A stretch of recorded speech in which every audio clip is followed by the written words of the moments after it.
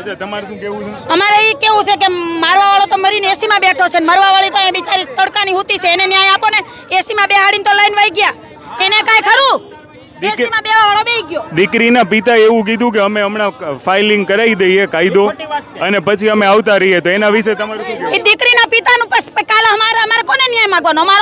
અમારામાં દાદા વયા ગયા, હજુ નથી મેળા લાભ દે. એમાં બિચારા દાદા ઉભા હતા, ઉડાડીને વયો ગયો. હજુ 2 મહિના થયા, બતાવું કને કોઈ નથી.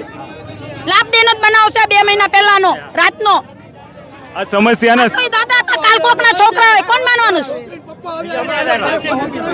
આ બધું કરો, આ રોડ હમા કરાવો. ઘરવાળા કારખાને જાય ને તો એમ કે અમને ઘરે આવું નથી ગમતું રોડ જોઈને. આવા રોડ હોય એમ નહીં. ભાજપ વાળા કોંગ્રેસ વાળા બધા મત માંગે. આ બધું અમારા રૂપિયા બધું કરો તો ખરા. ખાઈને બધાના પેટનો ભરશો સરકાર.